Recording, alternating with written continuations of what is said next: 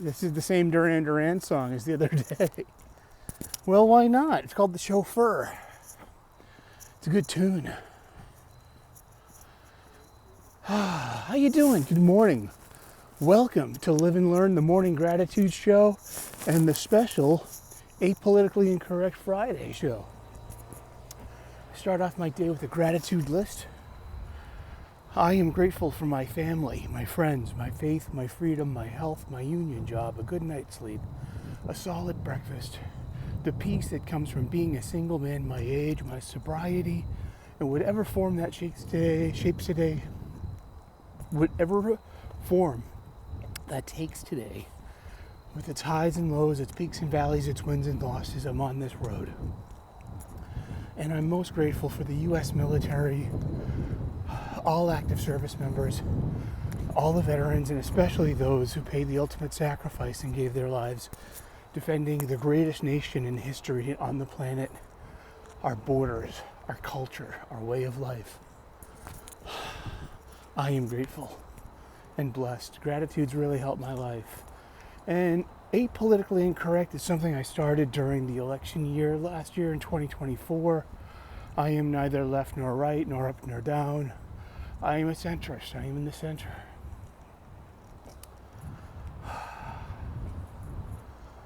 And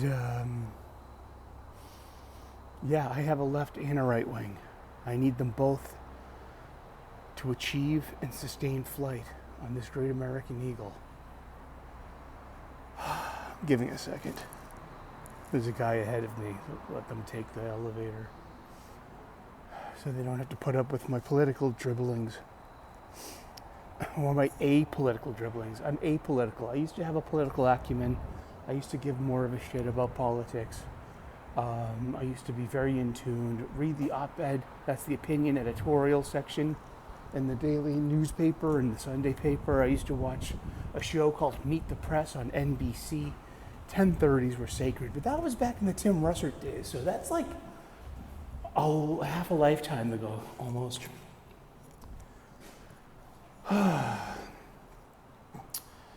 And leading us to 2025, a quarter way through the 21st century, and our now, and where we are, how are we going. And we're going to talk about Charlie Kirk again, and especially Jimmy Kimmel, host of a late night TV show. Good morning. Good to see us. And what happened on September 15th? What happened on September 15th? Jimmy Kimmel was doing his opening. Oh, go ahead. Okay, the door's not opening. Okay. Sorry. So in the opening, I believe it was the opening monologue of the Jimmy Kimmel late night show.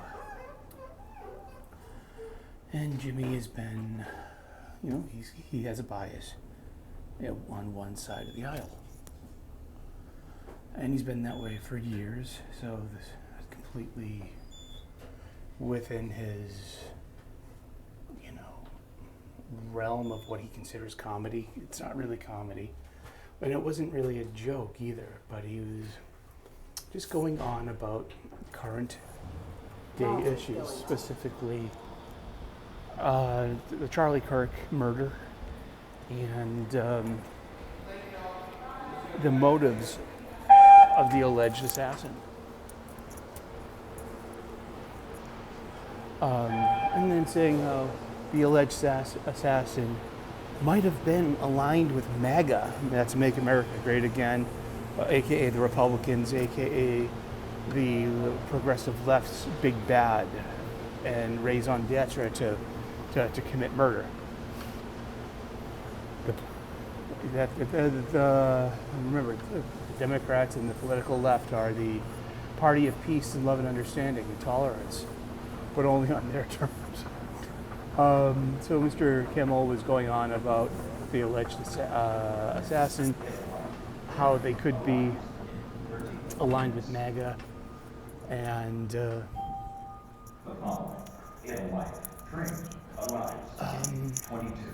and about how conservatives are using Mr. Kirk's assassination as like ammunition in their side of the culture war.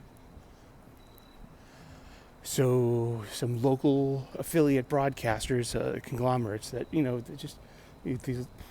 own the local TV stations, and two of them said, we're not broadcasting Mr. Kirk, and none of this political, divisive, harmful rhetoric. And so Jimmy Kimmel has been suspended indefinitely, and that means no more of his late night show. And remember too, he also fired Dickie Bennett, the announcer, because he wouldn't get vaccinated 4 or 5 years ago. And no one, that's been memory hold, huh? But he's, Kimmel is anti-Trump, anti-Republican, anti-conservative. On a network television show. So network television shows have a different precedent than cable television shows or internet shows. Network television shows, the networks are PBS, NBC, ABC, CBS, and the Fox network, or it used to be the Fox network. Broadcast television has changed because they don't broadcast on the VHF wavelength anymore. So, and there's something called the FCC, the Federal Communications Commission. They regulate broadcast radio and television. So Mr. Kimmel's statements were, the current head of the FCC in this Trump administration, pulled the plug on Mr. Kimmel's show because of his harmful rhetoric, or what they've defined as that. Remember, I'm in the middle. But also my concern, okay, now here's Eric, your friend Eric, Sully. Hey everyone. When it comes to using a broadcast television network, okay, there are standards and practices, which also now, there are ethics involved. And what is misinformation and what is disinformation? And that's my point here. It's more of like Kimmel's being Kimmel, and late night television is kind of a dying beast anyway, especially with the 24/7 availability of online content. Everything's a la carte now. The days of appointment television, such as the Late Show with David Letterman, or the Tonight Show with Johnny Carson, or Jay Leno, that is from a bygone generation. That is a very 20th century way to think and to approach media. More people watch Mr. Kimmel's content and clips and online, on YouTube and the such, as opposed to tuning in to their television stations at 11:30 for that appointment television. So buttons, but what Mr. Kimmel said was incorrect. Earlier that day, on Monday, September 15th, FBI, the Federal Bureau of Investigation, are releasing more and more information about the alleged assassin, about their motives, about their political leaning specifically, and about their identity. And I mean that in the postmodern, the academic postmodern embracing of our identities. So this person had grown up in a traditionally conservative Republican house, went to college, and became a stark raving leftist. And may or may not have been in a relationship with a developing trans woman. So, and that may or may not still identify as a man, may or may not be transitioning into their womanhood, whatever. I don't care about that. Love is love, man. If you're of the age of consent and you're not harming anyone else, especially minors, have at it, man. Do what you want. Shit, I haven't been in a relationship in a very long time, so geez, who am I to fucking judge anyone else's relationship? But that the alleged shooter was trying to protect their lover by assassinating Charlie Kirk, Oh, welcome to your slippery slope, and welcome to the party of political violence, and welcome to Mr. Kimmel making wrong statements, using network airtime, using the network platform itself, using the beyond the studio audience, which is handpicked and curated, to applaud. It's not about laughter. Remember, laughter is a natural reaction to funny and humor. Applause is a light, and applause is a prompt, and applause is what you do to signify solidarity with someone's speeches. Comedy is a completely different beast. Comedy can be offensive. Comedy may be offensive. Comedy sometimes should be offensive. Look at George Carlin. So buttons. So Mr. Kimmel committed, in my humble opinion, misinformation and, dare I say, even disinformation. What is the difference between the two? Misinformation is reporting facts erroneously. That means in error. Disinformation is reporting facts in error, the wrong facts, on purpose, with intent. So I'm of the opinion that, well, when what's more grievous, misinformation or disinformation? It's disinformation, because that's about intent. That you're trying to mislead, that you're trying to rile up people. And so Mr. Kimmel, in my humble opinion, committed disinformation. And that's something that haven't the Democrats been going on and on about it? I mean, let's have a drinking game. You have to have a shot every time Hillary Clinton or AOC has mentioned dis or misinformation, and who's committing it. And I'm not talking about who's committing it on either side. I'm speaking specifically of Mr. Jimmy Kimmel.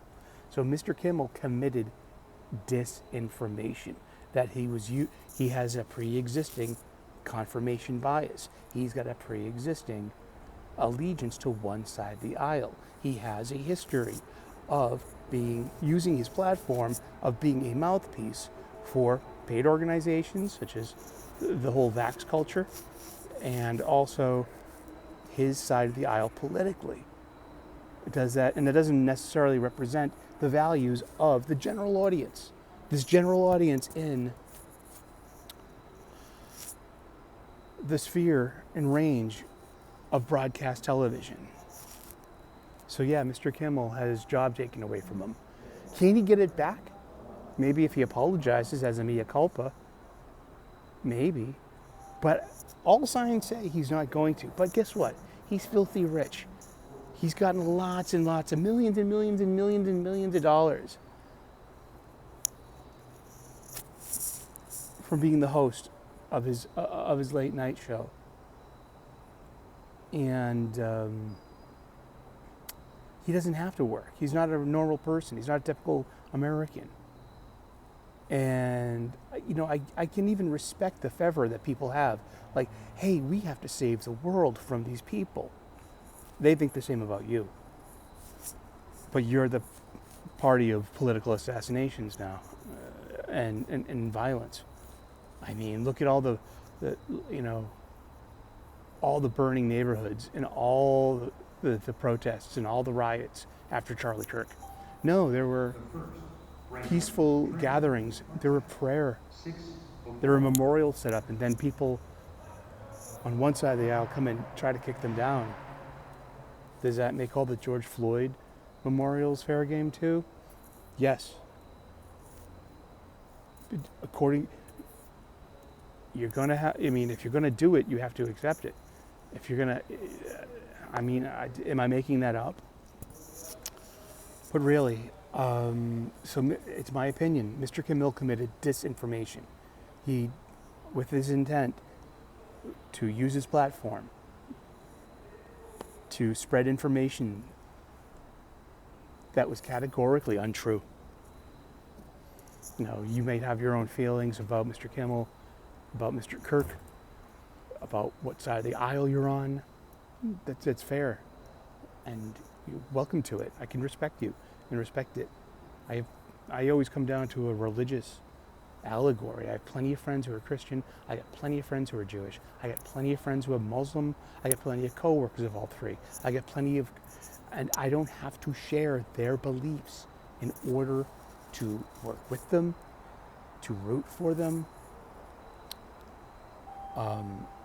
to ask them how their families are doing, to enjoy their company. I can do the same when it comes to your ideology, unless it's being completely harmful. Like, I mean, seriously, if someone was being completely there are lines and they can be crossed. But yeah, Mr. Kimmel, you committed disinformation.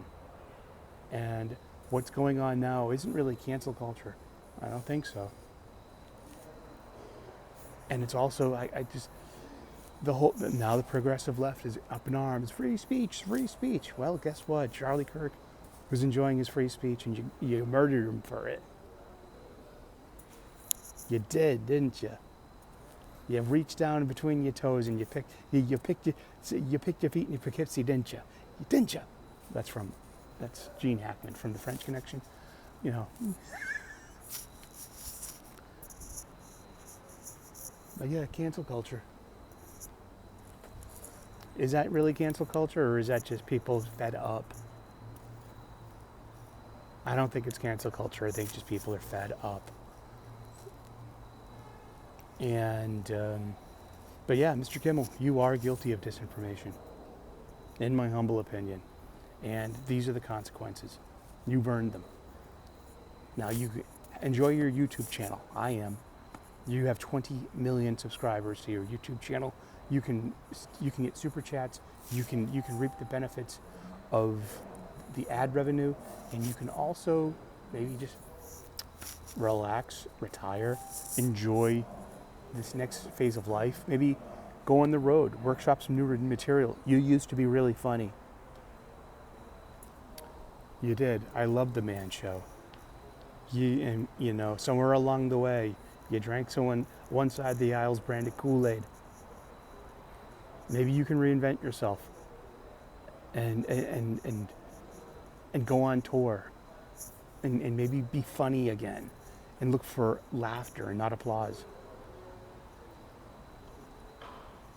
And use that scathing wit of yours with comedy to eviscerate your enemies, with wit, but not with misrepresenting facts.